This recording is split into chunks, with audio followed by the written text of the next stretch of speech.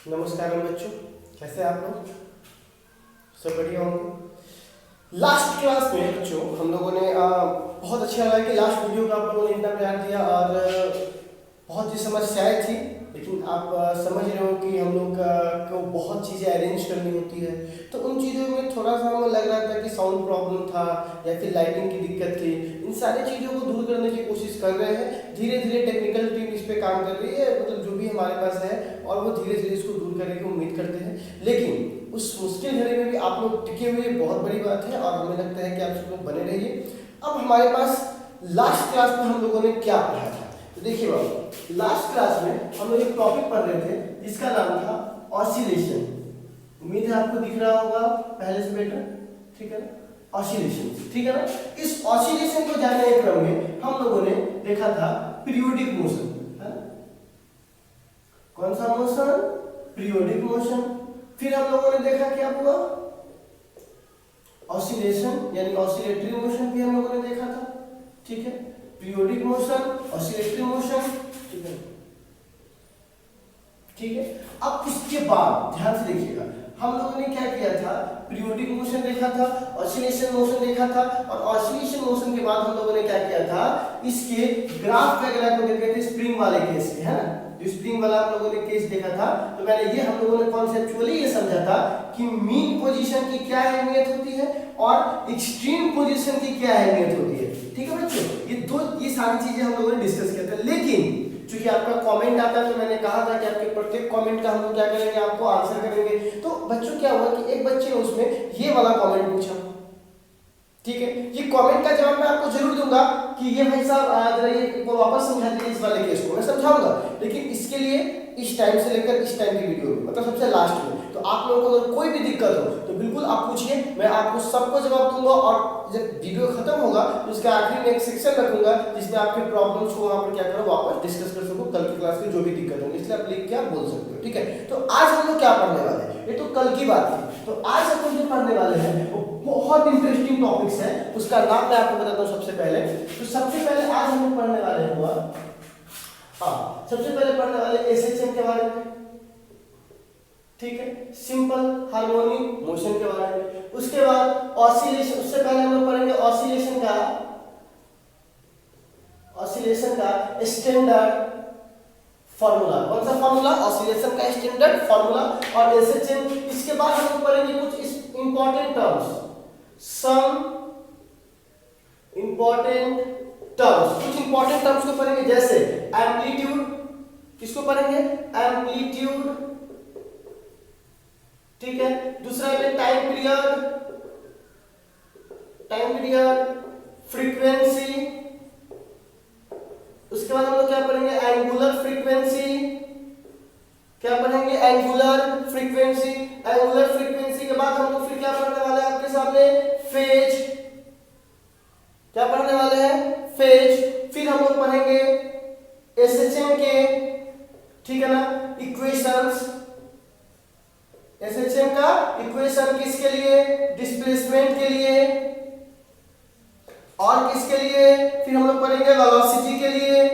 एक हमने डिस्प्लेसमेंट के लिए पढ़ना है, दूसरा वेलोसिटी के लिए पढ़ना है, और तीसरा पढ़ना है एक्सेलरेशन के लिए, ठीक है? तो आज हम लोगों के पास बहुत कुछ जानने को हो, बहुत इंटरेस्टिंग भी है, बहुत कुछ जानने को हो, जिससे ये चैप्टर आपको, इस चैप्टर के जितने भी बेसिकल कॉन्सेप्ट है सब आज की क्लासेस में आपको दिख जाएंगे, ठीक है? तो इससे पहले कि बिफोर मैं चालू करूं इस सेशन को, आपको एक बात समझनी होगी कि आप लोगों का जो इतना सपोर्ट था, जिससे कारण हम लोगों ने क्या किया, ऐप लॉन्च किया, और वो भरपूर प्यार मिल रहा है आप लोगों का। लेकिन एक बात और, 12th की बैचेज चालू होने वाली है 11 तारीख से, ठीक है? तो जितने भी बच्चे इस वीडियोस को देख रहे हैं या फिर जिन्होंने नहीं देख पा रहे किसी वजह से, उनको मैसेज को स्प्रेड कर दीजिए, फैला दीजिए कि आप सभी लोगों की जो बैचेज है 12th की वो चालू हो रही है। अब चूंकि मार्केट खुल चुका है, ठीक है, ट्यूशन वगैरह कुछ चीजों को छोड़कर, तो आप लोग आना जाना भी आपके लिए अब संभव हो चुका है। हाँ, ये बचना चाहिए उन सब चीजों से आने जाने से, लेकिन जब काम हो तो थोड़ा सा भारी व्रत के आ सकते हो। तो आप लोग क्या करेंगे, सुबह 7 बजे से शाम के 4 बजे तक, ठीक है, आपकी ऑफिस, या 5 बजे तक भी मैं कर सकता हूँ, 5 बजे तक आपकी जो न्यूटन फिजिक्स सेंटर की ऑफिस है वो खुली हुई है, ठीक है। अगर आप लोगों को ऑनलाइन परेशानी हो रही है, क्योंकि बहुत लोगों को बहुत सारी चीजों के, तो आप सभी लोग क्या कीजिए, ऑफिस में मतलब एक एक करके, ऐसे नहीं कि आप सीधे चले आइएगा सब एक साथ, नहीं, एक एक करके कोशिश कीजिए कि ऑफिस में अलग अलग टाइम पर आइए, एडमिशन की प्रक्रिया पूरी कीजिए। एडमिशन पूरी करने के बाद बुकलेट्स लीजिए, आपके ऑफिस में ही आपके सिलेबस बुकलेट्स सब यहाँ से मिल जाएंगे। हम यहाँ लेक्चर देंगे, आपको उस बुक से आपको क्या करना है, उसको मिलाना है, जो मैं आपको बोलूंगा, पेज नंबर निकालिए, चैप्टर नंबर निकालिए, पूरे क्लासेज की तरह, ठीक है। और आपको निकाल करके सारी प्रक्रिया को पूरा करना है। और आपको जो भी दिक्कत होगा वो ऐप में कमेंट सेक्शन दूंगा, उसमें आप अपना कमेंट दर्ज करवा लीजिएगा, मैं आपको क्लासेज दे दूंगा, ठीक है ना, उस पर जो भी रिलेटेड होगा। तो आप इन चीजों को पूरा करिए। डिटेल जानकारी के लिए आपके पास जो नंबर है इस पर कॉल कर सकते हैं। लेकिन हाँ, एडमिशन चालू है, क्योंकि आपको पता है कि क्लासेस खुलने के बाद ये स्ट्रेंथ आधा कर देगा, तो मतलब जितना बच्चे तो उसको भी आधा करना पड़ेगा, तो थोड़ी सी सीट भी कम है। तो आप जिस हिसाब से अपने अपने एडमिशन करवाएंगे, सीट भी उस हिसाब से आपको मिलते चले जाएगा, ठीक है ना। तो आप लोग एडमिशन की प्रक्रिया चालू कीजिए। ऑफिसेज खुल चुके हैं। आपको न्यूटन फिजिक्स के ऑफिस में कितने बजे आना है बच्चों?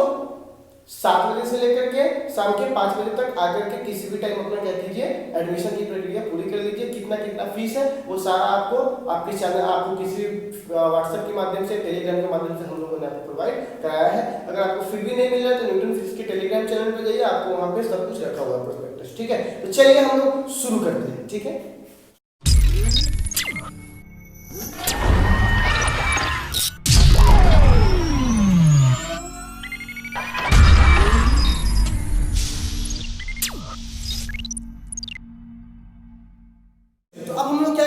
ऑसिलेटरी मोशंस के बारे में जानकारी ले रहे हैं, ठीक है। तो कल हम लोगों ने ऑसिलेटरी मोशन पढ़ाया था, तो जरा ध्यान दीजिएगा।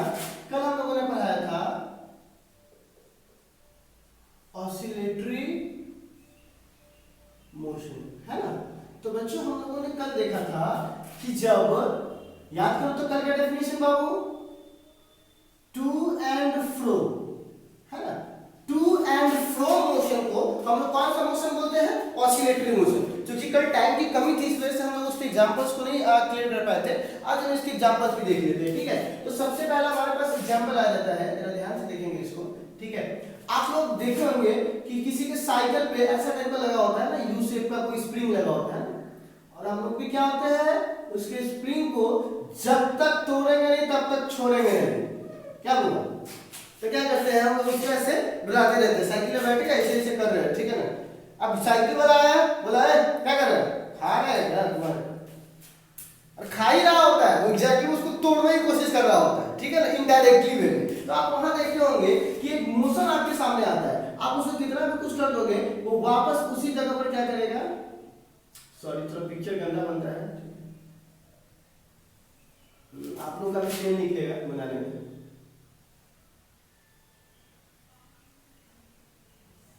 तो यहां से क्या हो रहा है, इस तरह टू एंड फ्रो, मतलब आगे और पीछे। तो इस तरह के मोशंस को हम लोग क्या बोलेंगे बुआ, एक ही पॉइंट से सब है, इस तरह के मोशन को हम लोग क्या बोलेंगे, ऑसिलेटरी मोशन। अब आता है एग्जांपल नंबर सेकंड, ठीक है।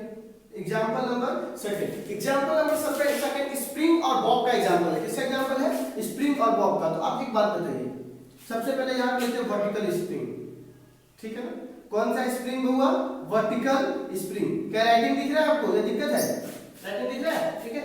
अब देखो वर्टिकल स्प्रिंग में क्या है कि हम लोगों ने क्या किया है, एक स्प्रिंग लिया है, ठीक है बाबू, और इस स्प्रिंग में क्या किया है, एक बॉब को, बॉब मतलब होता है छोटा सा मास का टुकड़ा, ठीक है ना, जो वर्ड में लिख रहा हूं ताकि आपको समझ में आ जाए। इसमें मास m है, इसको मैंने टांग दिया, अब इसको हल्का से पकड़ के छोड़ दिया, तो अब क्या होगा ये, ठीक है ना, अप डाउन करेगा। तो ये मतलब इसमें भी तो क्या हो रहा है, ट्रू और फ्लो मोशन, मतलब आगे जाना पीछे जाना, आगे जाना पीछे जाना। ये किसका एग्जांपल है? ऑसिलेटरी मोशन का, ठीक है। अब हम लोग बात करते हैं एग्जांपल नंबर 3 का, है ना बाबू। अब मैं बात करता हूं स्प्रिंग ही है लेकिन हॉरिजॉन्टल स्प्रिंग,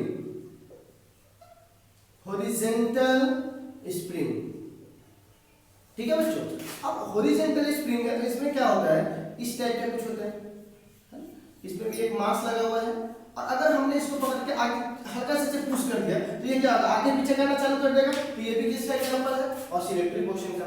अब एक बड़ा ही फेमस एग्जांपल है, एग्जांपल नंबर 4 का, यहां तक आपको दिख रहा है, ठीक है। अब एक बात बताओ, एग्जांपल नंबर 4 ये थोड़ा सा फेमस एग्जांपल है। 12th में देखो बाबू, मैं क्या बोल रहा हूं, फिजिक्स से अगर तुम न्यूमेरिकल को हटा दो, ठीक है, तो ये इतना आसान टॉपिक हो जाता है, क्या बताए, लेकिन अगर फिजिक्स में न्यूमेरिकल को डाल दो तब तो भैया दिक्कत है, ठीक है।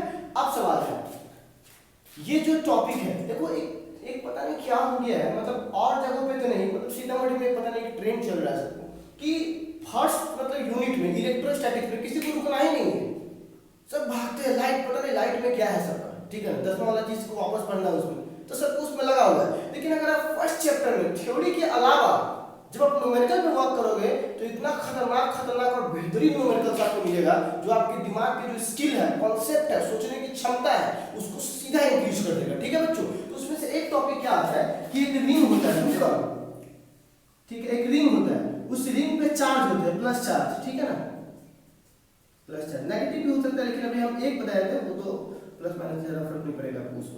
अब इसका सेंटर होता है और इसके एक्सिस पर एक माइनस चार्ज रख दिया जाता है, ठीक है, कौन से चार्ज को, माइनस चार्ज को। तो अब देखो क्या होता है, इस माइनस चार्ज को ये प्लस अपनी ओर खींचता है, तो यहां तक तो खींच लेता है।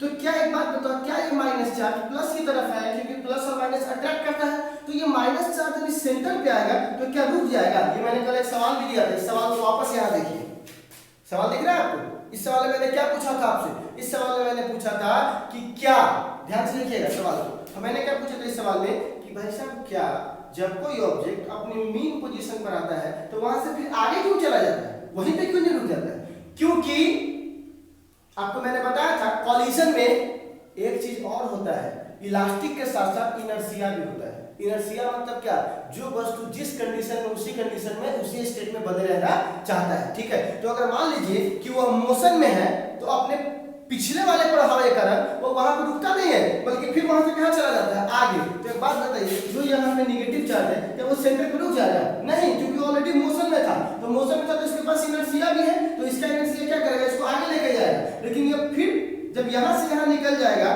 तो पॉजिटिव और नेगेटिव के बीच में अट्रैक्शन है, और ये दूर जाना चाहे तो दूर जाने देगा नहीं, तो फिर क्या करेगा, फिर यहां तक आएगा, फिर क्या होगा, आगे आगे पीछे करते रहेगा। तो ये ट्रू एंड फ्रो मोशन है कि नहीं, और ट्रू एंड फ्रो मोशन को हम लोग क्या बोलते हैं, हाँ, ऑसिलेशन मोशन या उसको simple harmonic motion according to situation हम लोग बोल सकते हैं। तो अब सवाल है कि अगर उस समय जाकर के हम इस टॉपिक को पढ़ेंगे आईआईटी के लिए, मेडिकल के लिए, नीट के, जो भी आपके पास वैकेंसी एग्जामिनेशन है उसके लिए, तो उस समय आप कहिएगा सर जी 12th के तो कॉन्सेप्ट आता है, लेकिन 11th का हमको अवेयर नहीं करता कि ऑसिलेशन मोशन का फार्मूला क्या है। बड़ा भारी सवाल पूछता है, कोई ट्रिक भी लिखा था बताइए ना, ट्रिक लगता है, एसएससी बैंकिंग का एग्जाम है, नहीं।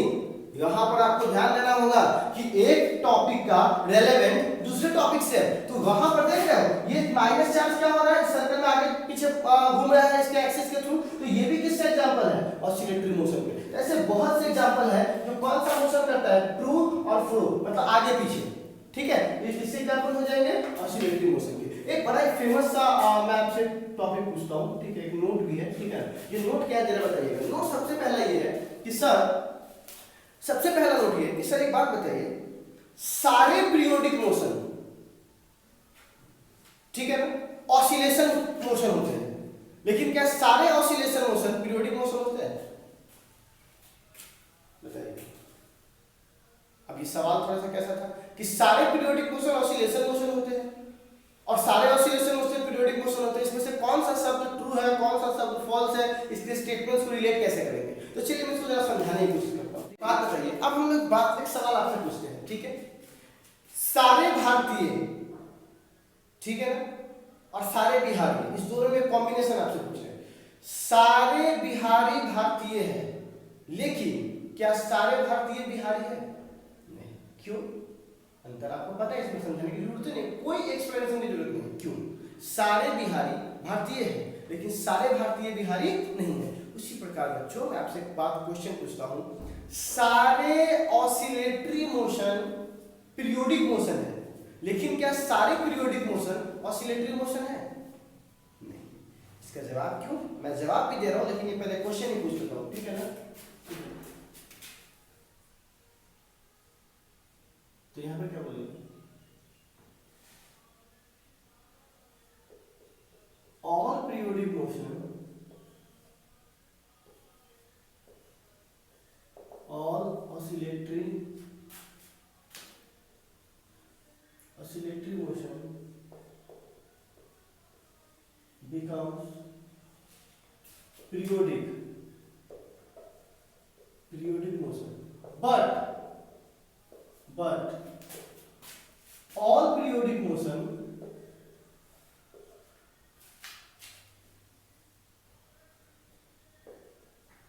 may or may not be oscillatory। ये पॉइंट है, सारे ऑसिलेटरी मोशन क्या है, वो पीरियोडिक मोशन है, लेकिन सारे पीरियोडिक मोशन ऑसिलेटरी मोशन हो भी सकते हैं और नहीं भी हो सकते। कैसे? एक एग्जांपल मैं आपको समझाता हूँ, ठीक है। एग्जांपल नंबर 1 समझिए। जैसे कि मान लीजिए कोई अर्थ है, ठीक है, या कोई इलेक्ट्रॉन है, न्यूक्लियस के चारों ओर घूम रहा है, ठीक है ना। किसके चारों ओर घूम रहा है? न्यूक्लियस के। तो क्या ये ऑसिलेटरी मोशन है? नहीं, ये पीरियोडिक मोशन है, लेकिन ऑसिलेटरी मोशन नहीं है, क्योंकि ऑसिलेटरी मोशन क्या बोलता है? टू फ्रो, टू फ्रो मतलब क्या? आगे पीछे, आगे पीछे। और इसमें ऐसा नहीं है, ये गोल गोल घूम रहा है। तो क्या बोलेंगे? जितने भी ये पीरियोडिक मोशन है, लेकिन ऑसिलेटरी मोशन नहीं है, तो क्या बोलेंगे? If electron is revolving around proton या न्यूक्लियस बोल दो, proton, then it is periodic motion but not oscillatory। ठीक है, पीरियोडिक मोशन तो जरूर है, लेकिन ये ऑसिलेटरी मोशन नहीं है। लेकिन इसी के एग्जांपल में एक एग्जांपल मैं लेता हूं सिंपल पेंडुलम का, ठीक है। तो देखो सिंपल पेंडुलम वाले केस में क्या है, ये इस बॉब है, ठीक है, और हमने इसको क्या किया है, वो थोड़ा सा इसको ऐसे कर दिया। अब ये क्या हो रहा है देखिए, तो आगे पीछे, आगे पीछे, आगे पीछे, आगे पीछे। इसका भी टाइम पीरियड है, ये भी पीरियोडिक मोशन है, क्योंकि एक टाइम पीरियड के बाद ये अपना मोशन रिपीट कर रहा है। पीरियोडिक मोशन तो है, और यहाँ पर और कौन सा मोशन है? ऑसिलेटरी मोशन भी है, क्योंकि ये क्या कर रहा है? टू फ्रो। ठीक है, तो यहां पर मैं क्या कर सकता हूं, ठीक है ना, सिंपल पेंडुलम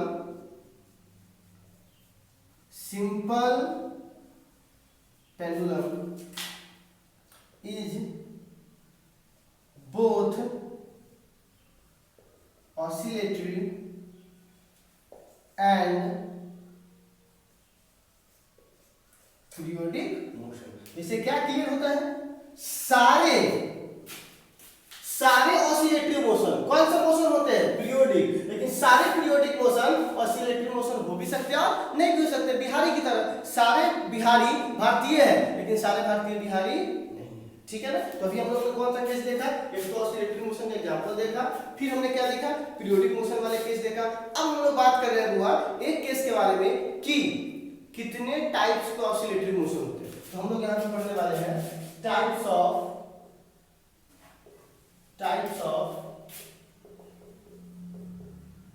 ऑसिलेटरी मोशन। क्या यहां तक दिख रहा है?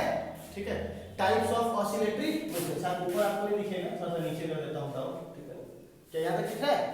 Types of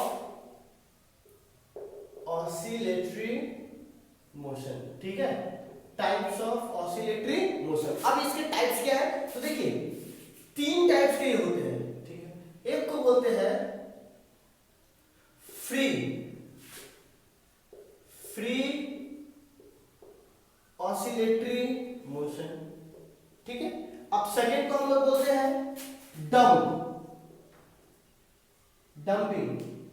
dumping oscillatory motion. तीसरा को हम लोग बोलते हैं फोर्स ऑसिलेटरी मोशन। क्या सर इसको आप डिस्कस करने वाले हैं? मैं इसको पढ़ाने वाला नहीं हूं, अभी पढ़ाऊंगा, लेकिन 3 से 4 दिनों के बाद वाले लेक्चर में। अभी मैं इसको नहीं पढ़ाने वाला हूं। क्यों नहीं पढ़ाने वाले हैं? भाई साहब अपने अंदर पूरा का पूरा तूफान समेटे हुआ है, और बिना में आपको इक्वेशन सिखाए, बिना में आपको साइन कॉस की ये सब चीजों को सिखाए, पीरियोडिक चीजों को, अल्फा फेज, ये सब कुछ सिखाए, इसमें नहीं पढ़ा सकता हूं, क्योंकि आपको कुछ भी समझ में नहीं आएगा ज्यादा कुछ। इसीलिए इसको मैं पढ़ाऊंगा, लेकिन इसको मैं कब पढ़ाऊंगा? जब आखिरी सेशन आएगा तब। ठीक है, मतलब 3 से 4 दिनों के बाद जब ये खत्म होगा तब। अभी हम लोग क्या करेंगे, जान लेंगे कितने टाइप के ऑसिलेशन होते हैं। 3, फ्री, डंपिंग और फोर्स। ठीक है ना, ये 3 ऑसिलेशंस है। फ्री मतलब जो स्मूथली मूव करे, डंप मतलब होता है ना, डंप एकदम मंद बुद्धि का बच्चा है। डंप मतलब मोशन तो करे, लेकिन धीरे धीरे वो रुक जाए। ठीक है, मतलब उसकी गति जो है मंद हो जाए। फोर्स मतलब जिसमें क्या होता है बुआ, फोर्स मतलब सिंपल होता है कि वो मोशन जरूर करे, लेकिन उसको मोशन करवाने के लिए बार बार हमें क्या करना पड़े, फोर्स देना पड़े। एक एग्जांपल देता हूँ, सब कुछ समझ में आ जाएगा। जैसे कि एक रस्सी है, एक पेंडुलम है, तो क्या होता है बार बार घूमते रहता है अपने फ्री स्पेस में, लेकिन अगर यहाँ पे तुम किसी रस्सी को घुमाओगे तो क्या होगा, धीरे धीरे वो क्या हो जाएगा, रुक जाएगा। और फोर्स वाले के लिए नाव का झूला झूलने गए और नाव वाला झूला, तो क्या होता है, नाव आगे भी जाता है पीछे भी आता है, लेकिन उसको बनाए रखने के लिए बार बार एक आदमी होता है जो उसको क्या करता है, ठेलते रहता है। तो मतलब वो क्या कर रहा है, उसको फोर्स दे रहा है उसको आगे पीछे करने के लिए। तो ये सारी चीजें प्रक्रिया जब डिटेल पढ़ेंगे ना बच्चों, तो वहां हम लोग समझेंगे। ठीक है, अभी हम लोग क्या करेंगे, अभी हम लोग ये जाने तो ऑसिलेटरी मोशन के कितने टाइप्स होते हैं, और सॉरी कितने एग्जांपल्स हैं, तो ये सब एग्जांपल हो सकते हैं। उसके बाद सारे ऑसिलेटरी मोशन पीरियोडिक होते हैं, लेकिन सारे पीरियोडिक मोशन ऑसिलेटरी नहीं होते। क्यों, तो मैंने आपको बता दिया है इस दोनों एग्जांपल में। अब कितने टाइप्स होते हैं, तो ये तीनों हमने क्या किया, आपको यहाँ पे लिख दिया। फिर हम आप इससे क्या करते हैं, आगे बढ़ते हैं। ठीक है बच्चों, चलिए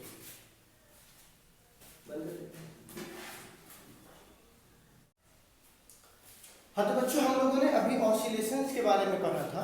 अब हम लोग ऑसिलेशन के बाद क्या कर रहे हैं, ऑसिलेशन के बाद एक टॉपिक हम लोग पढ़ रहे हैं, ठीक है ना, इसको बोलेंगे इक्वेशन ऑफ ऑसिलेशन। ध्यान से मेरी बात को सुनिएगा। आप चाहे जिस भी जगह चले जाओ, जिस भी प्लेटफॉर्म पे, जिस भी वीडियो लेक्चर में चले जाओ, जिस टीचर के पास चले जाओ, एसएचएम से ही चालू करता है। कहता है SHM simple harmonic motion, simple harmonic motion. अभी तक हम लोग 2 क्लास से लेक्चर दे रहे हैं, अभी तक आपने एसएचएम के लिए मैंने कोई टॉपिक लिखा है नहीं, क्योंकि जब तक आप ऑसिलेशंस को नहीं समझिएगा तब तक नहीं होगा। और ऑसिलेशन को पकड़ लिए है, इसको मैथमेटिकल, कॉन्सेप्चुअल सब तरह से इसको हम लोग क्या करेंगे, समझने की कोशिश करेंगे। पूरे इसको कॉन्सेप्ट को तोड़ देंगे। क्यों, जब तक तोड़ेंगे नहीं तब तक छोड़ेंगे नहीं। ठीक है, तो हम लोग क्या करेंगे बाबा, ये क्या करेंगे, टॉपिक को पकड़ रहे हैं जिसको बोलेंगे इक्वेशन ऑफ, यानी general equation of, general equation of, general equation of oscillation motion या oscillatory motion, oscillatory motion, general equation of oscillatory motion. ठीक है बच्चों, तो अब हम लोग क्या कर रहे हैं, यहां ध्यान दीजिएगा, ऑसिलेटरी मोशन। अब हम लोग क्या कर रहे हैं, देखिए, तो हमने क्या किया है वो, एक लेट बी कंसीडर, हम मान लेते हैं, ठीक है ना, let be consider a mass spring system. कौन सा spring system, mass spring system, क्योंकि स्प्रिंग बहुत अच्छा जरिया होता है ऑसिलेशन को समझाने का। ठीक है ना, तो मास spring system, mass spring system. तो यहाँ देखते हो बच्चों, एक हमने क्या किया यहाँ पर, ठीक है, जो भी हमने स्प्रिंग स्प्रिंग जो भी लिया है, ठीक है, और हमने क्या किया, इसकी स्प्रिंग कांस्टेंट के, इसका मास कितना है m, तो हमको इसको चलाए रखने के लिए फोर्स लगाना होगा। क्या लगाना होगा, फोर्स। तो हम जैसे ही इसमें फोर्स लगाते हैं, थोड़ा ध्यान से देखना बाबू, जैसे ही इसमें फोर्स लगाते हैं, हम इसको खींचते हैं, तो एक फोर्स इसमें भी स्टोर हो जाता है, जिसको हम लोग बोलते हैं रीस्टोरिंग फोर्स। क्योंकि देखो हमने तो फोर्स लगाया, अब क्या छोड़ देंगे तो क्या स्प्रिंग वापस इसको लेके नहीं जाएगा, जाएगा, रस्सी के साथ ये नहीं होगा। रस्सी के साथ तुम खींच लो तो कोई दिक्कत नहीं, जहां वहीं रह जाएगा, लेकिन स्प्रिंग के साथ क्या होगा, जैसे ही तुम खींचोगे तो वो क्या करेगा, एक फोर्स को एक्स्ट्रा अपने अंदर क्या करेगा, रख लेगा, वो स्टोर कर लेगा। उसी फोर्स को हम लोग बोलते हैं री मतलब क्या, वापस स्टोर कर दिया, रीस्टोरिंग फोर्स। तो ये जो स्प्रिंग के अंदर जो फोर्स लगता है उसको बोलते हैं रीस्टोरिंग फोर्स। ठीक है, तो रीस्टोरिंग फोर्स का ऑसिलेशंस के लिए इक्वेशन होता है, ठीक है ना, k इंटू एक्स का होल स्क्वायर। कहिएगा सर ये इक्वेशन आपने कहां से लिखा, ठीक है, देखो अब मैं आपको फिर से बोलूं, ये हम लोगों को बीएससी सेकेंड पार्ट में पढ़ना है। ठीक है, बीएससी के लिए जब जाओगे आगे तब जाके फर्स्ट पार्ट से लेकर सेकंड पार्ट तक इन चीजों को डिस्कस करना है। ठीक है, एसएससी में तो वहां क्या होता है कि डिफरेंशियल इक्वेशन, सेकंड ऑर्डर का जब हम लोग डिफरेंशियल इक्वेशंस को सॉल्व करते हैं, उस प्रक्रिया में हम लोग क्या करते हैं, इस इक्वेशन को पाते हैं। लेकिन अगर आपकी और क्यूरियोसिटी है कि नहीं सर हमको इसको जानना है, थोड़ा और बता दीजिए, तो हम लोग इस जब एसएचएम को डील करने जाएंगे, सिंपल हार्मोनिक मोशन का इक्वेशन निकालने जाएंगे, उस समय हम लोग को 2 प्रकार से इक्वेशन निकालने हैं। एक तो निकालना है on the basis of graph, geometry के आधार पे और साइन वगैरह टेन के आधार पे। दूसरा हम लोग डिफरेंशियल इक्वेशन के आधार पे निकालेंगे। तो जब हम लोग डिफरेंशियल इक्वेशन के आधार पे इसको निकालेंगे उस समय वहां भी आपको ये चीज देखने को मिलेगा ना, तो आप क्लियरली वहां समझ जाइएगा कि अच्छा सर ने यहाँ पर क्यों लिखवा है। लेकिन अभी हम लोग जनरल इक्वेशन लिख करके काम चला रहे हैं ताकि हमारा क्या हो जाए, उसकी वैल्यू हमें प्राप्त हो जाए, ठीक है ना। तो अभी हम लोग इसका कहाँ से आया उस पर दिमाग लगाने से पहले हम लोग ये जानेंगे कि ये पहले क्या है, कहाँ से आया, इसकी चर्चा थोड़े समय के बाद हम लोग उसमें थोड़ा सा करेंगे, बाकी डिटेल भी इसी में, ठीक है। तो चलिए यहाँ देखिएगा और इसमें लगाएंगे माइनस, क्यों, क्योंकि क्या लगा हुआ है, रीस्टोरिंग फोर्स। तो आप जिधर फोर्स लगाइएगा उसके उल्टा में फोर्स जमा होगा स्प्रिंग में। आपने फोर्स लगाया इधर तो जमा किधर होगा स्प्रिंग में, उसके उल्टा, उल्टा जमा होगा तभी तो जब आप छोड़िएगा तो उसको लेकर आएगा। तो रीस्टोरिंग का मतलब है क्या होता है, माइनस लगा होगा। तो एक बात बताइए, सॉरी यहाँ पर स्क्वायर लिख गया, पावर n लिखना चाहिए, सॉरी। तो f बराबर क्या हो जाएगा, माइनस के, ठीक है ना, इंटू एक्स के पावर n। अब इसके इसी इक्वेशन को बोलते हैं जनरल इक्वेशन ऑफ ऑसिलेटरी यानी मोशन, ठीक है ना। तो ये जनरल इक्वेशन। अब हमारे पास सवाल आता है इसके पीछे स्पेशल केस है, बिल्कुल है। तो मैं यहाँ पर केस 1 लिखता हूँ, ठीक है। तो केस 1 में यहीं से चालू कर चुका हूँ। तो यहाँ देखिए, यहाँ दिख रहा है ना, केस 1 में देखिएगा, if n is even, n क्या हो, इवन। तो जब n इवन होगा देन मोशन इज रेक्टिलिनियर। जब n के पावर कितना होगा बउआ, इवन होगा, इवन मतलब समझ रहे हो ना, ठीक है ना, इवन पावर होंगे तो उसके वो जो मोशन होगा वो रेक्टिलिनियर होगा, ठीक है ना। रेक्टिलिनियर का मतलब होता है लीनियर, स्ट्रेट लाइन में। क्या होगा, स्ट्रेट लाइन में होगा, ठीक है। तो जब ये स्ट्रेट लाइन में होगा तो क्या ये ऑसिलेटरी मोशन होगा, नहीं। तो क्या लिखेंगे यहाँ पर, rectilinear but not oscillatory. Sir हम कैसे मान लें कि जब पावर इवन होगा तो ये रेक्टिलिनियर होगा, ऑसिलेटरी नहीं होगा।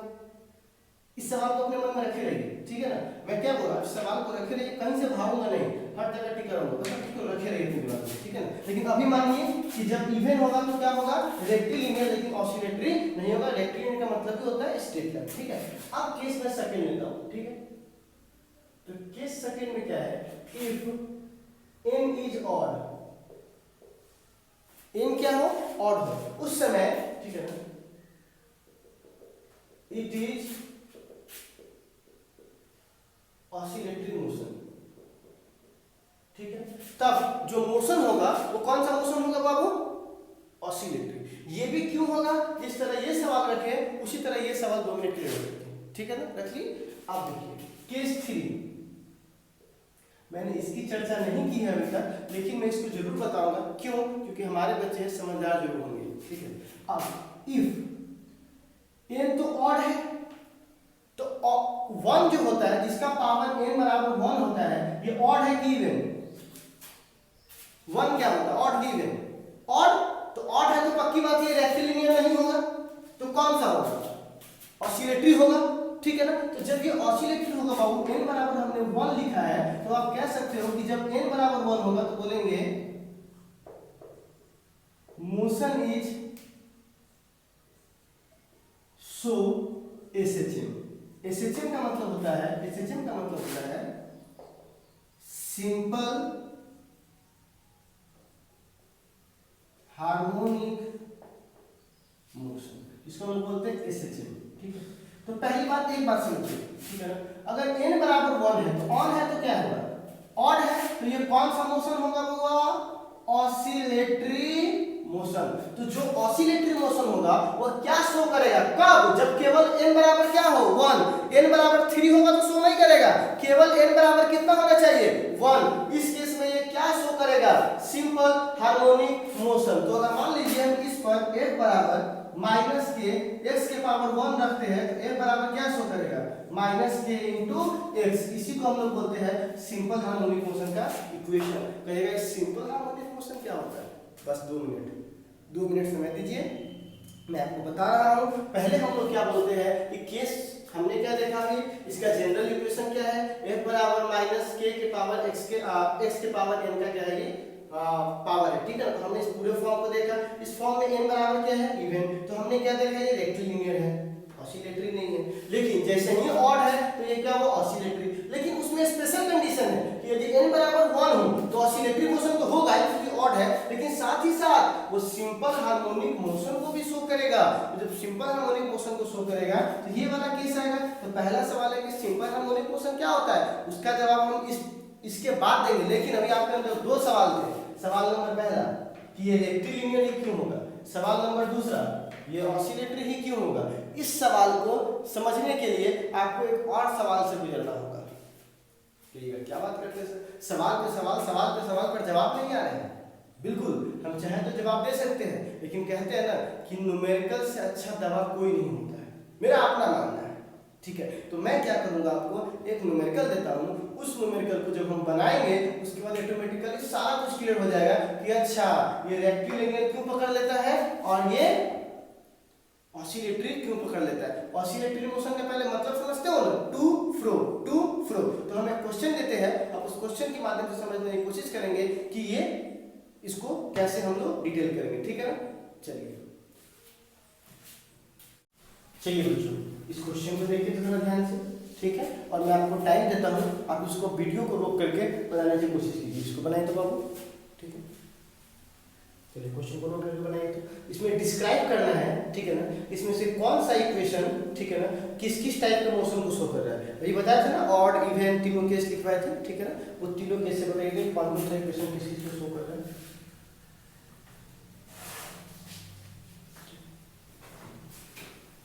देखिए, हाँ तो आप लोगों ने बना लिया होगा।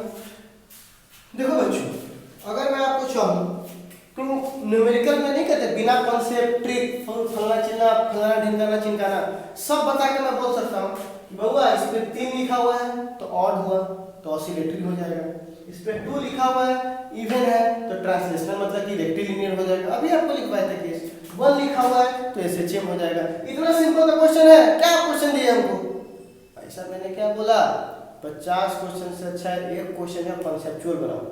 अब मैं इसको सिखाता हूँ तुमको, थोड़ा ध्यान से देखना। ठीक है, हम समझ गए कि आप इसको आराम से पावर 3 है तो खट से बोल दोगे कि सर ये n बराबर 3 है तो खट से क्या बोलेंगे कि ऑसिलेटरी है। ठीक है, ऑसिलेटरी मोशन है। n बराबर 2 है खट से बोल देंगे रेक्टिलिनियर है। ठीक है, ये 1 है तो खट से बोल देंगे एसएचएम है। लेकिन ये तो तब आपने बोला ना जब हमने आपको रटवा दिया, आपने रट लिया कि सर्दी ने रटवा दिया है तो हम भी जान लेते हैं कि इतना होगा तो रख लेंगे। लेकिन इसमें आपका कॉमन सेंस क्या है कि 3 पर क्यों हुआ, 2 पर क्यों हुआ, 1 पर क्यों हुआ। मैंने कहा था इस दोनों सवाल को रखिएगा अपने पास, मैं आपको जवाब दूंगा। एक अच्छा टीचर कैसे चुनना होता है, ये बच्चों की खेल की बात नहीं होती। आप समझ ही नहीं पाते, आपको लगता है कि वो तो ऑसिलेशन पढ़ ली, वो तो ऑसिलेशन पढ़ ली, आप कैसे समझ पाए। लेकिन ये इंटरनल चीजें हैं जो किसी चीज को बेटर बनाती है। ठीक है, तो आपको यहाँ समझना है कि कैसे। हाँ तो बच्चों अब हम लोग क्या कर रहे हैं, इस क्वेश्चन के सॉल्यूशंस को देख रहे हैं। ठीक है, तो जरा ध्यान से देखिएगा, वो थोड़ा सा आपको कंपटीशन के लिए ध्यान चाहिए थोड़ा सा। तो मान लीजिए एक बार f बराबर, पहला वाला केस ले लें, f बराबर हमारे पास है -2 x - 2 के पावर 3। ठीक है, अगर मान लेते हैं बुआ कि x बराबर, ठीक है ना, ध्यान से देखिएगा, अगर x की वैल्यू 2 से बड़ा रखते हैं, ठीक, जब हम x की वैल्यू 2 से बड़ा रखेंगे, जब x का मान 2 से बड़ा होगा तो कितना होगा, 3 होगा, 4 होगा, 5 होगा, 6 होगा। तो आपके पास ये जो संख्या है f बराबर -2 x - 2 के पावर 3, तो ये संख्या पॉजिटिव आएगा। क्यों पॉजिटिव आएगा, क्योंकि आपने x का वैल्यू 2 से बड़ा रखा है। तो जब x के वैल्यू 2 से बड़ा रखोगे तो 2 से बड़ा रखोगे तो मान लीजिए 3 रख दिया, 3 - 2 तो 1 आएगा, 1 के पावर 3 तो 1 आएगा। तो एक से बड़ा रखने पर तो हमेशा, क्योंकि बड़ा संख्या से छोटा संख्या घटाने पर पहले क्या आता है, पॉजिटिव।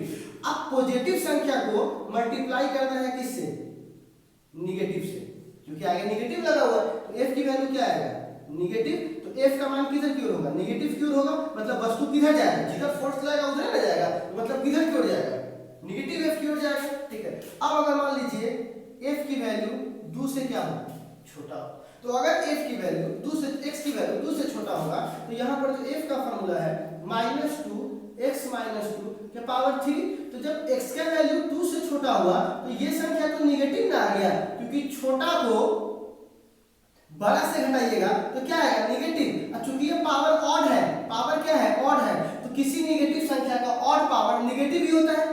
ठीक है, और ऑलरेडी यहाँ पर क्या है, निगेटिव लगा हुआ है पहले से। तो बताइए f की वैल्यू क्या आएगा, निगेटिव निगेटिव क्या आ जाएगा, पॉजिटिव, मतलब ये आगे की ओर जाएगा। तो देख रहे हो एक ही संख्या आगे भी जा रहा है और पीछे भी जा रहा है, तो मतलब एक वैल्यू के लिए आगे जाएगा, दूसरे वैल्यू के लिए ये पीछे जाएगा, और ये आगे पीछे आगे पीछे आगे पीछे करते रहेगा। तो ये कौन से मोशन की तरह काम कर रहा है? टू और फ्रो। और ट्रू और फ्रो मोशन को हम लोग कौन सा मोशन कहते हैं? Oscillatory motion. कौन सा मोशन? Oscillatory motion. तो क्या आपके पहले वाले क्वेश्चन का जवाब मिला बच्चों? क्योंकि मैंने कहा था कि जब ऑड होगा, ठीक है ना, तो क्या होगा? वो ऑसिलेटरी शो करेगा। क्यों शो करेगा? तो आपके सामने मैंने कंडीशन सेटिस्फाइड कर दिया। क्यों शो करेगा? क्योंकि ऑड पावर रहने पर क्या होता है? निगेटिव मान भी आता है और पॉजिटिव मान भी आता है। क्यों? ऑड का मतलब ही होता है कि वो निगेटिव माइनस का माइनस लाएगा, प्लस का प्लस लाएगा। लेकिन अब आते हैं दूसरे वाले पर। दूसरे वाले कंडीशन में देखिएगा, ठीक है। तो दूसरे वाला कंडीशन कहता है एक बराबर -2 x - 2 के पावर 2, ठीक है बच्चों। एक बराबर -2 x - 2 के पावर 2। तो इसमें क्या होगा? जरा हम दो केस लेंगे, ठीक है। एक केस में क्या होगा? x ग्रेटर देन 2, ठीक है ना। 2 से अगर ये बड़ा हो तो एक बात बताइए, यहां पर लिख सकते हैं क्या? f बराबर -2 x - 2 के पावर 2। तो बच्चों एक बात बताइए, जब x बड़ा है तो ये संख्या तो पॉजिटिव आएगा, क्योंकि बड़ा को छोटा तक घटाने पर क्या आता है? पॉजिटिव। और ये ऑलरेडी क्या है बच्चों? निगेटिव। तो जब पॉजिटिव को नेगेटिव से मल्टीप्लाई कीजिएगा तो f की वैल्यू क्या आएगा? निगेटिव, ठीक है। तो मतलब वस्तु का मोशन किधर है? इस तरफ, ठीक है। अब अगर मैं बात करता हूं इसी में x बराबर अगर 2 से छोटा लेता हूं, एक बात बताइए, f बराबर -2 x - 2 के पावर 2। चूंकि इसका पावर इवन है, पावर इवन है, तो क्या होगा? ध्यान से देखिएगा। अगर ये x की वैल्यू 2 से क्या है? छोटा है, तो मतलब कितना होगा? मान लीजिए 1 होगा, तो जब छोटा को बड़ा से घटाएंगे तो ये क्या आएगा? निगेटिव। लेकिन क्योंकि इसका पावर क्या है? इवन है। पावर क्या है? इवन। तो इस निगेटिव को भी ये क्या बना देगा? पॉजिटिव। तो जब इसकी पावर ने और जो इवन पावर था उसने निगेटिव को पॉजिटिव बना दिया, तो आगे ऑलरेडी क्या जुड़ा हुआ है? आगे निगेटिव बचा ही हुआ है। तो जब पॉजिटिव को नेगेटिव से मल्टीप्लाई कीजिएगा तो क्या आएगा? निगेटिव। तो यहां भी आपको f की वैल्यू नेगेटिव है, तो मतलब फिर से इसी दिशा में। तो क्या ये आगे पीछे कर रहा है? नहीं, ये केवल पीछे ही जा रहा है। पीछे मतलब क्या? स्ट्रेट लाइन पर। और स्ट्रेट लाइन को हम लोग कौन सा मोशन बोलते हैं बुआ? Rectilinear motion. इसीलिए बच्चों हमने आपसे कहा था, अब आपको शायद समझ में आ गया होगा, इसी कॉन्सेप्ट का तो पैसा लेते हैं। कोई भी टीचर जो पैसा लेता है वो कैसा काम क्यों करता है? क्योंकि उसको पता है कि हमारे पास क्या है।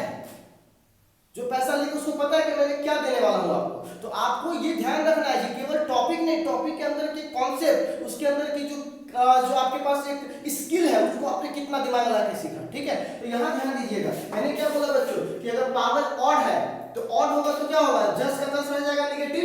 तो एक तरफ तो वैल्यू पॉजिटिव निगेटिव है, दूसरी तरफ वैल्यू क्या है? पॉजिटिव है। लेकिन इवन वाले पावर के साथ क्या है? वो निगेटिव को पॉजिटिव बना देता है। तो जब वो निगेटिव को पॉजिटिव बना देगा तो कभी उसका दिशा पॉजिटिव की तरफ हो पाएगा नहीं, उसका किधर होगा? जिधर उसका इक्वेशंस लगा होगा उसी हिसाब से वो एक ही डायरेक्शन में आगे बढ़ेगा, ठीक है। अब मैं बात करता हूं इस वाले का, थर्ड वाले का। अब बात करता हूं थर्ड वाले का। थर्ड का क्या है? f बराबर -2x। हालांकि मैंने तो इसको यहाँ पे सेटिस्फाई कर ही दिया है, ठीक है ना।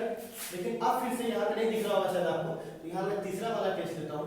f बराबर -2 x - 2 के पावर 1। तो यहाँ पे मैं मान लेता हूँ x बराबर x का वैल्यू 2 से बड़ा लेता हूँ। तो x का वैल्यू 2 से बड़ा लूंगा तो आपको पता है ये वैल्यू क्या आएगा बबुआ? ये वैल्यू आएगा आपका पॉजिटिव यहाँ पर, ठीक है। ये वैल्यू क्या आएगा? पॉजिटिव। और ये वैल्यू क्या है? निगेटिव। तो जब पॉजिटिव को निगेटिव से मल्टीप्लाई करेंगे तो क्या आएगा? निगेटिव। लेकिन मैं केस करता हूँ सेकंड वाले के केस में, -2 x - 2 का पावर 1। तो बताओ अगर x की वैल्यू 2 से छोटा लिया तो एकदम सिंपल -2, और ये वैल्यू क्या आएगा? निगेटिव। और चूंकि पावर कितना है? 1, तो निगेटिव का पावर तो निगेटिव वही वैल्यू आ जाएगा। तो यहाँ पर क्या हो जाएगा? ये निगेटिव और ये निगेटिव क्या बन जाएगा? पॉजिटिव। तो ये इधर ये इधर, मतलब ये फिर टू एंड फ्रो।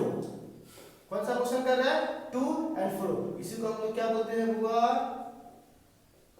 ऑसिलेशन या ऑसिलेटरी मोशन, जो भी आप बोल दो, ऑसिलेटरी मोशन। और ये किसको कंडीशन सेटिस्फाई करता है? एसएचएम को। तो साथ में आपको जो 3 कंडीशन दिखाए थे उस पे इससे बेटर सवाल नहीं हो सकता था आपको समझाने के लिए, तो हमने वो तीनों कंडीशन को, ऑसिलेशन को इससे समझा दिया। अब हम लोग पढ़ेंगे सिंपल हार्मोनिक मोशन। क्या जल्दी है सिंपल हार्मोनिक मोशन पढ़ने का? कॉन्सेप्ट समझे नहीं? सवाल दिए अच्छी यार क्या हो गया? हाँ ये हो गया। अब पढ़ रहे सिंपल हार्मोनिक मोशन नहीं, सिंपल हार्मोनिक मोशन अब आएगा। पहले आपको ये सब बातें समझ में आ गई? बिल्कुल। अगर कोई दिक्कत होगा तो आप कमेंट सेक्शन में बताइएगा, मैं आपके लिए प्रॉब्लम सॉल्व कर दूंगा, ठीक है ना। चलिए इसका पेपर नोट कर लीजिए सवाल। कितने बच्चों ने बना लिया था हाथ उठाओ तो? हाँ, तो जितने ने बना लिया होगा बताना वो कमेंट बॉक्स में बनाया कि नहीं बनाया, ठीक है। चलो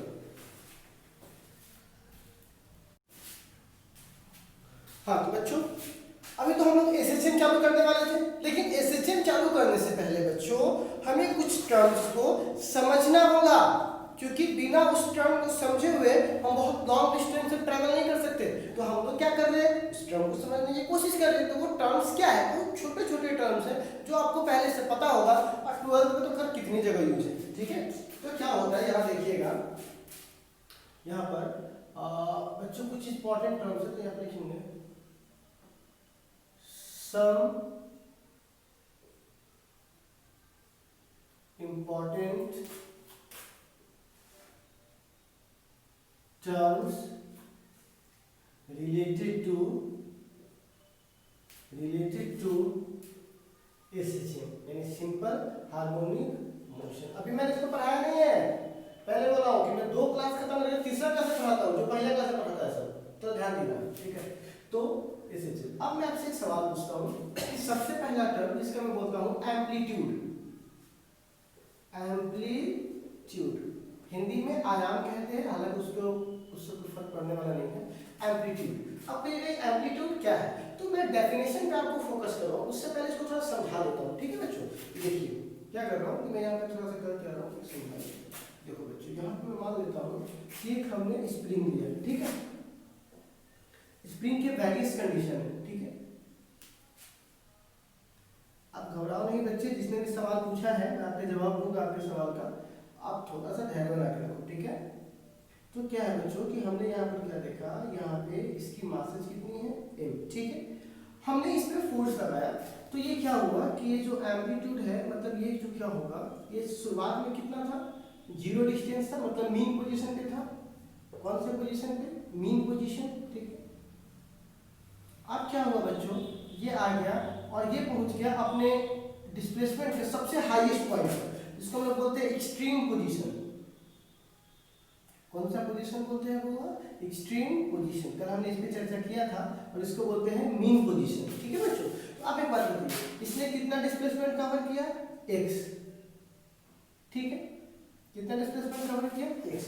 और भी कर सकते हैं क्या, अब तो नहीं कर सकता क्योंकि एकदम फाइनल पहुंच चुका है, इसके बाद तो इसको वापस आना है, अब इससे आगे नहीं जा सकता। तो यह इसका मैक्सिमम हुआ कि नहीं हुआ, क्या हुआ, मैक्सिमम। मैक्सिमम डिस्प्लेसमेंट कितना कवर किया है, x, ठीक है। अब क्या होगा, ये वापस आएगा, ठीक है, अपनी जगह पे वापस आ गया, ठीक है बच्चों। अब फिर ये कौन सा पोजीशन पर आ गया, मीन पोजीशन, फिर से x क्या हो गया, 0। अब क्या होगा, फिर ये कंप्रेस होगा, ठीक है। तो अब ये जब कंप्रेस हुआ, तो स्प्रिंग के केस में लमरे या कंप्रेस हो, मतलब एक्सटेंड करे या कंप्रेस हो, दोनों में फर्क नहीं होता। जो चीज एक्सप्रेस के लिए होता है वही चीज कंप्रेस के लिए होता है, ठीक है। तो यहाँ पे क्या हुआ, ये भी अपने कौन से पोजीशन में पहुंच गया, एक्सट्रीम पोजीशन में। और मान लीजिए इसने भी कितना दूरी तय किया, x, जितना ये उतना ये। तो एक बात बताइए, ये भी इसकी मैक्सिमम है, क्या हुआ, मैक्सिमम, ठीक है। तो कहा जाता है कि किसी भी पार्टिकल के द्वारा जो उसके मैक्सिमम, मतलब ऑसिलेशन के दौरान, एसएचएम के दौरान जो वो मैक्सिमम डिस्प्लेसमेंट कवर करता है, उसी मैक्सिमम डिस्प्लेसमेंट को हम लोग क्या बोलते हैं, एम्पलीट्यूड। बस एकदम सिंपल सा बात है, आप समझो ना। x का बहुत सारा मान हो सकता है, 1 2 3 4 5 6 7 8 9, मान लीजिए 10, तो 10 उसका स्पेशल केस है, 10 से आगे नहीं जा सकता है। उसी 10 को हम लोग नाम क्या देते हैं, एम्पलीट्यूड, बस कुछ नहीं है, एक स्पेशल केस है। तो क्या बोलेंगे, the maximum distance covered by the oscillating particle. कौन सा पार्टिकल, ऑसिलेटिंग पार्टिकल, फ्रॉम, कहां से, mean position, is called amplitude. एकदम सिंपल है। तो क्या बोलेंगे, the maximum displacement covered by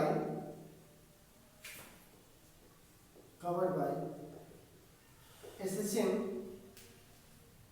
covered in SHM यानी सिंपल हार्मोनिक मोशन, फ्रॉम, कहां से, from mean position is called, क्या कहलाएगा बच्चों वो, इज कॉल्ड एम्पलीट्यूड।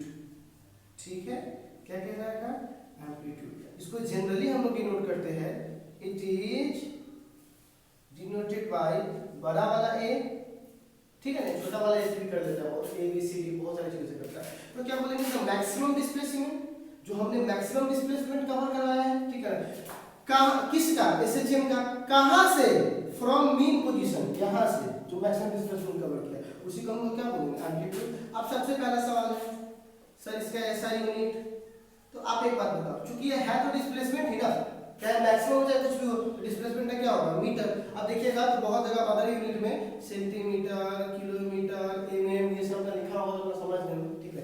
अब डायमेंशन, तो चूंकि ये डिस्टेंस है इसका डायमेंशन कितना होगा, एल, ठीक है। तो ये आपको एम्पलीट्यूड हमारे कंसेप्ट को समझ में आ गया होगा।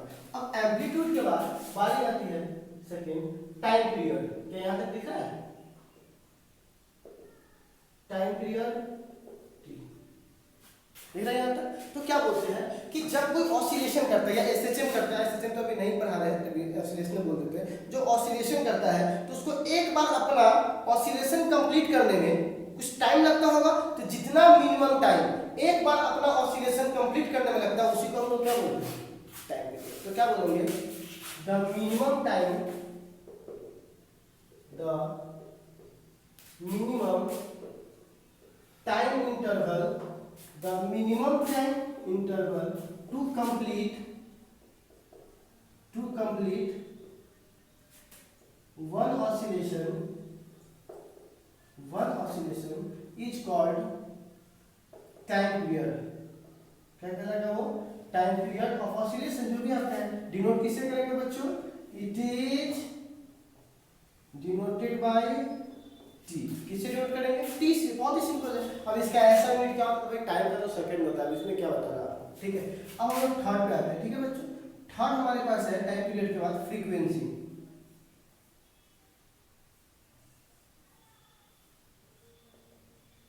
ठीक है।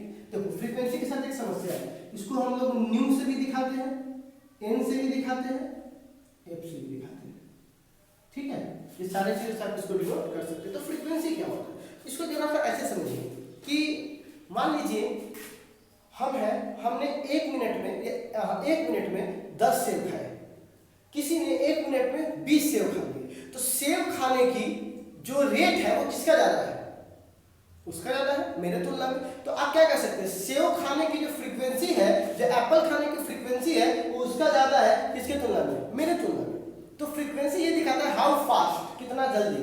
तो क्या बोला जाता है कि हाउ फास्ट, कितना जल्दी। तो क्या कहा जाता है कि जो एक ऑसिलेशन कंप्लीट करने में नंबर ऑफ ऑसिलेशन, ठीक है ना, क्या बोलेंगे वो, number of oscillation per second, क्या बोलेंगे वो, नंबर ऑफ ऑसिलेशन, क्या बोलेंगे, पर सेकेंड इज कॉल्ड, जितना नंबर ऑफ ऑसिलेशन को पर सेकेंड क्या करेगा, कवर करेगा, उसी को हम लोग क्या बोलेंगे, फ्रीक्वेंसी। मतलब कि एक काम करने में कि एक सेकेंड में कितना बार वो काम कर जाएगा, ठीक है। इसको और अच्छे से एग्जांपल समझाते हैं। मान लीजिए कि एक स्प्रिंग है, ये स्प्रिंग है, ठीक है ना, ये एक सेकेंड में 2 बार आगे पीछे किया, तो इसकी फ्रीक्वेंसी कितनी हो जाएगी, 1/2, ठीक है ना, ठीक है, सॉरी 2/1, ठीक है ना, तो काटिए।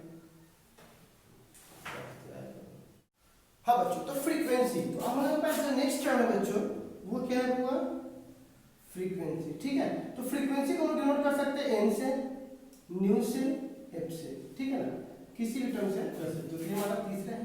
अब ये क्या होता है, तो देखो बच्चों फ्रीक्वेंसी क्या होता है। फ्रीक्वेंसी बहुत ही आसान चीज है, कैसे मैं समझा देता हूँ।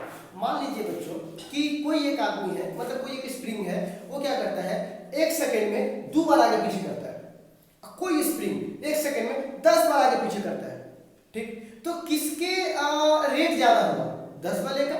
तो हम लोग बोलते हैं कि रे उसका फ्रीक्वेंसी ना ज्यादा है। फ्रीक्वेंसी मतलब क्या, हाउ फास्ट, मतलब एक सेकेंड में कितना बार वो अपने आप को रिपीट किया है। तो क्या बोलेंगे, number of oscillation per second is called frequency, ठीक है ना। तो क्या बोलेंगे, it is defined as the खंडानी वर्ड है, as the number of, उसको नो मत समझना, नंबर लिखने दो, ठीक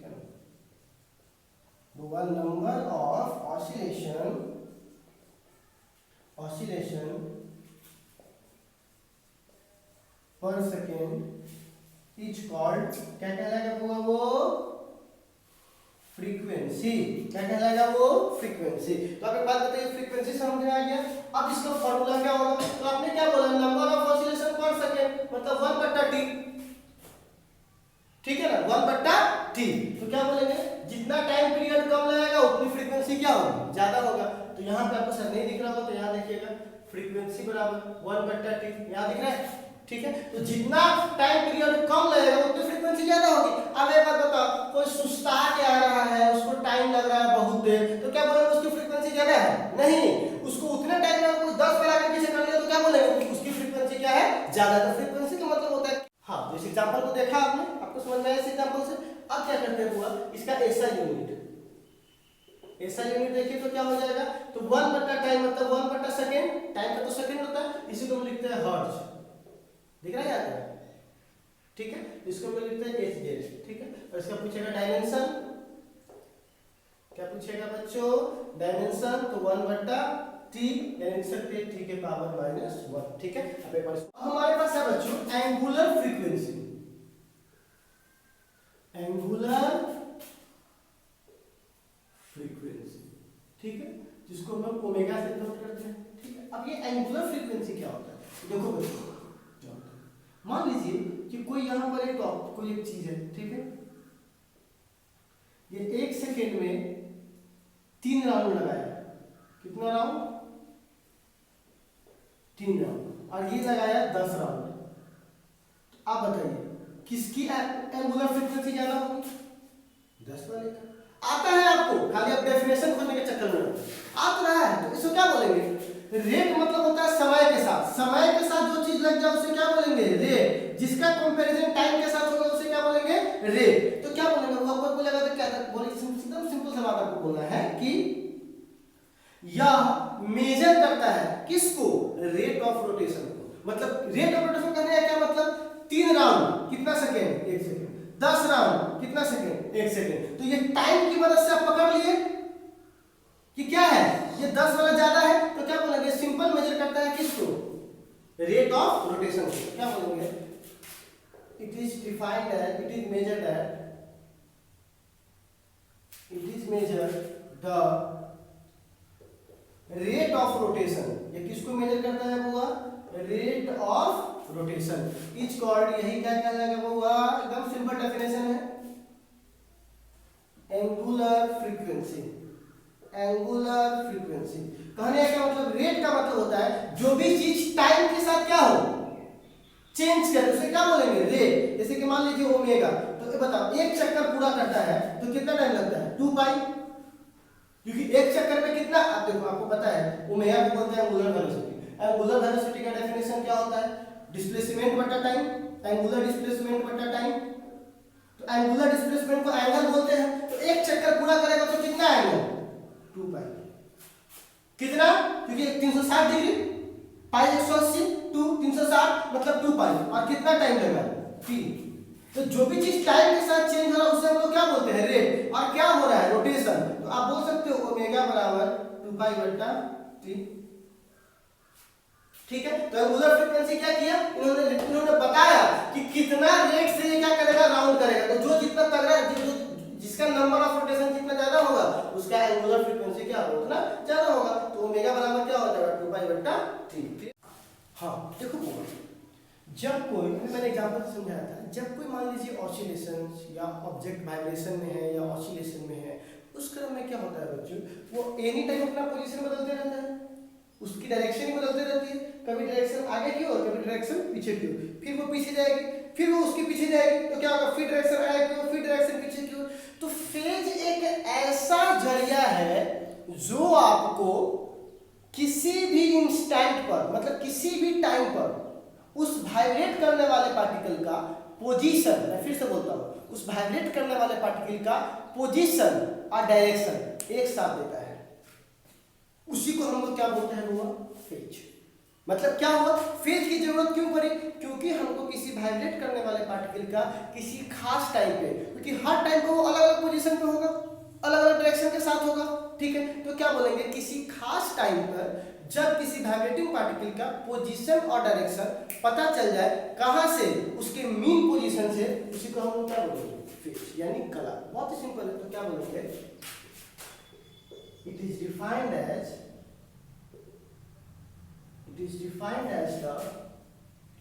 the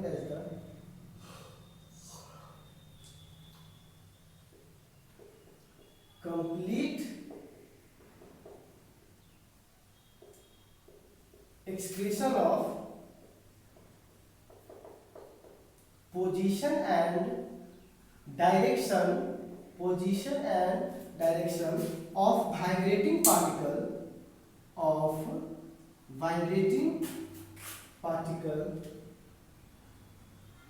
from mean position, कहां से बच्चों, from mean position at any instant,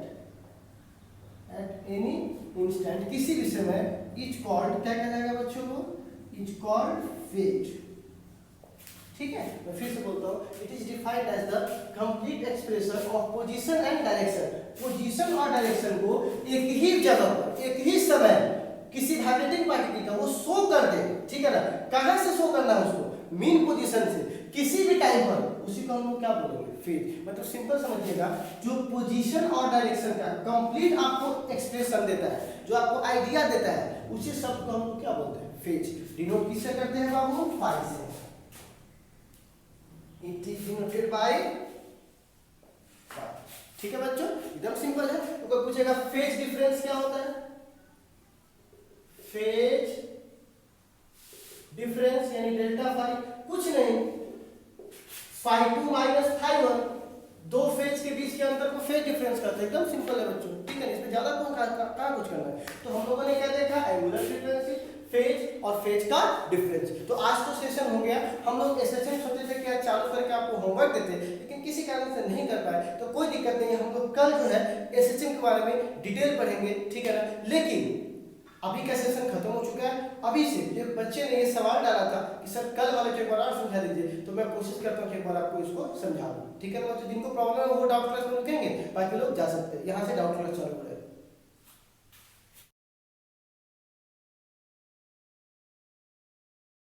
हाँ तो बच्चों देखिए, एक बच्चे ने हमसे पूछा था कि सर वो कंप्यूटर पर बता दीजिए, तो क्या बोलते हैं, वन कंप्लीट ऑसिलेशन ग्राफ दे देते हैं फ्रॉम मीन पोजीशन। कौन से पोजीशन से बच्चे, मीन पोजीशन, ठीक है। तो देखो बच्चे एकदम सिंपल सा ग्राफ है, ध्यान देखना ध्यान से। हम लोगों ने क्या किया है, एक इस तरह से ग्राफ लिया है, ठीक है बच्चों। पहले स्प्रिंग की पूरी कंडीशन समझते हैं। तो क्या है बच्चों, ये स्प्रिंग, आप लोगों को भी अगर कोई दिक्कत है तो अपने कमेंट सेक्शन में बता सकते हैं, लेकिन सिर्फ दिक्कत अन्यथा ये बढ़िया से बताएगा, ये नहीं कि सबको लगे कि पूरा खाली दिक्कत दिखते हैं, क्योंकि हमने बोला कि वो दिक्कत बताने के लिए, अच्छाई बताने के लिए बोला नहीं है, खाली आपको दिक्कत नहीं मिलेगा, ठीक है। चलिए वो यहाँ पे मास है, इसको हम लोग बोलते हैं मीन पोजीशन। कौन सा पोजीशन, या इक्विलिब्रियम पोजीशन, ठीक है, ये मीन पोजीशन है, ठीक है। हमने टाइम बराबर क्या लिया है, 0, ठीक, टाइम बराबर क्या लिया है, 0। अब क्या हुआ,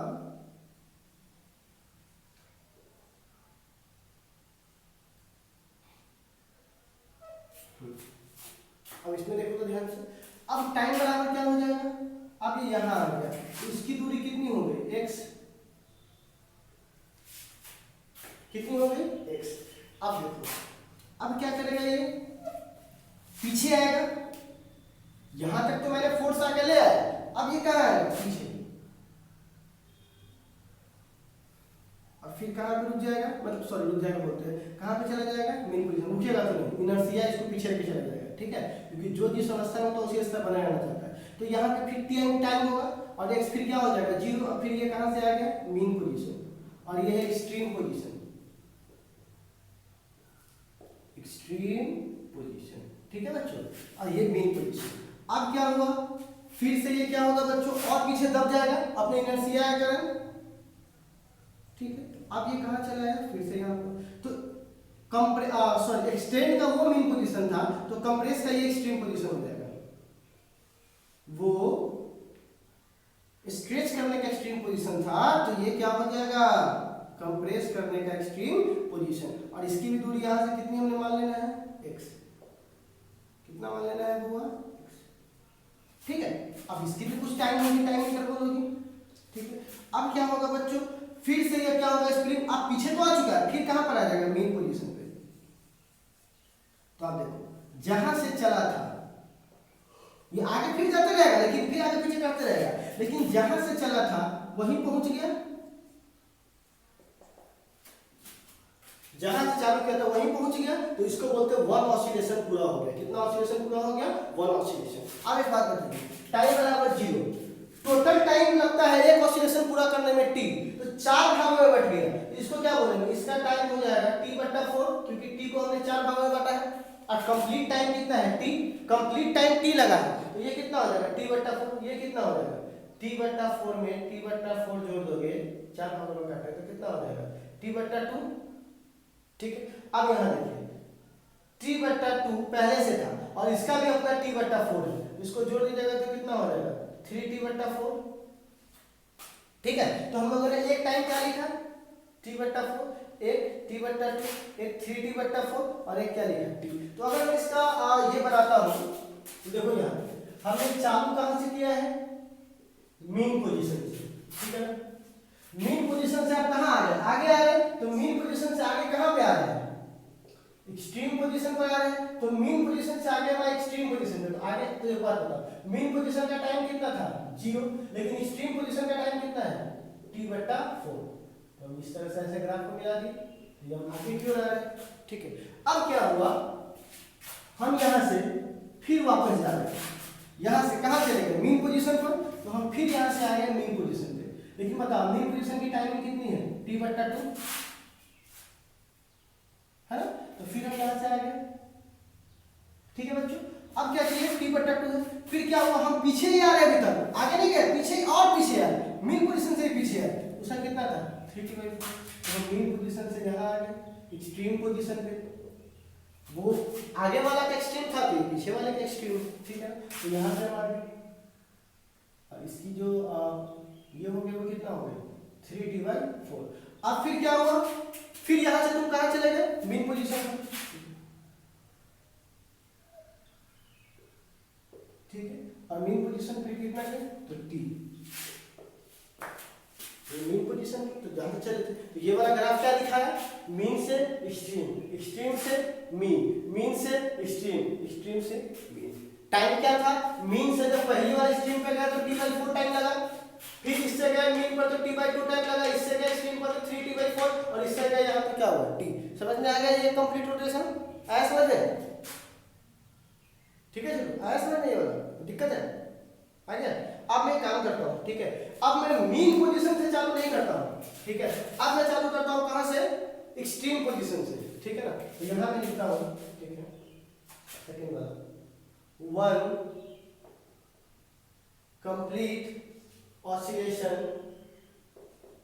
ऑसिलेशन फ्रॉम एक्सट्रीम पोजीशन। यहां देखिएगा कल जिनको भी समझ में नहीं आया था मैं फिर से आपको बता दूं, एक्सट्रीम पोजीशन। ठीक है, one complete oscillation from extreme position. तो देखिए इसमें क्या होगा, ठीक है, थोड़ा सा कैमरा इधर घुमा देंगे, ठीक है, लेकिन बच्चों को समझा दो।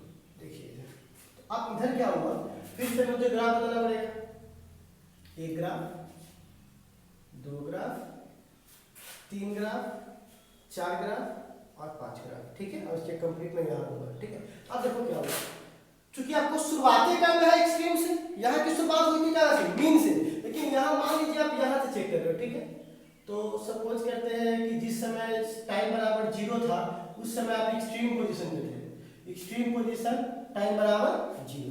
ठीक है, दिख रहा है, दिख रहा है, इतना ना दिखा नहीं दिख रहा है, ये एक्सट्रीम पोजीशन टाइम बराबर 0। ठीक है, अब देखो अब क्या हुआ, जैसे मैंने छोड़ा तो ये एक्सट्रीम पोजीशन से कहां आ जाएगा,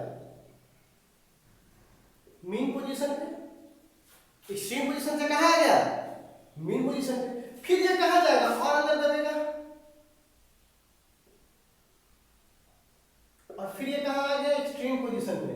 कंप्रेस बनेगा एक्सट्रीम पोजीशन दब करके। एक्सट्रीम मतलब क्या, सबसे अंत तक, ठीक है।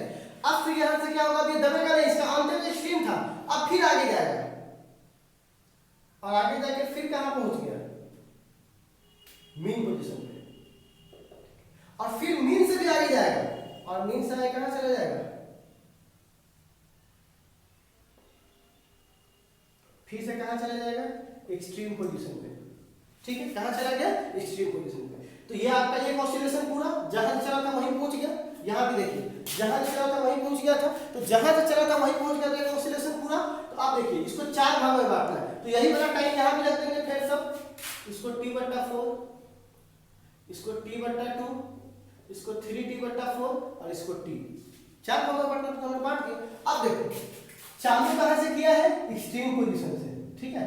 तो इसको बोलेंगे एक्सट्रीम पोजीशन, इसको बोलेंगे मीन पोजीशन, ठीक है। देखो क्या किया, यहाँ पे ग्राफ बना रहे हैं, तो एक्सट्रीम से चालू किया तो टाइम बराबर क्या था, 0, तो कहां पहुंच गया, मीन पे। टाइम कितना है, T/4, ठीक है। अब फिर पीछे ही जाएंगे, कहां पे, एक्सट्रीम पोजीशन पे गए, इसका टाइम कितना है, T/2, इसका टाइम कितना है, T/2। अब ये क्या होगा, अब आगे नहीं जाएगा, अब आगे जाएगा उधर की ओर। हमने क्या किया, इसको घुमा के कहाँ गया है, यहाँ पर, फिर यहाँ पर आ गया मीन पोजीशन। कौन सा पोजीशन है ये, मीन पोजीशन। तो बताइए इसका टाइम कितना है, तो मीन पोजीशन का टाइम है 3T/4, है ना। फिर कहाँ चला गया, ये आगे की ओर, फिर ये आगे से कहाँ चला गया, एक्सट्रीम, जहाँ पे था पहले। ये कौन सा पोजीशन है, एक्सट्रीम पोजीशन, जिसकी टाइम कितनी है, यही तो ग्राफ था। तो आपने क्या देखा, अब मीन पोजीशन से चालू होगा तो ये ग्राफ बनेगा, एक्सट्रीम पोजीशन से चालू होगा तो ये ग्राफ बनेगा, ठीक है बच्चों। तो आपके कमेंट पे हमने इसको समझा दिया दोबारा, आई होप आपको समझ में आया हो। अगर नहीं आया हो फिर भी आप कमेंट कीजिएगा। तो आपको जिस तरह की भी चीजें थी आपने, मैंने आपको बता दिया। Thank you for watching.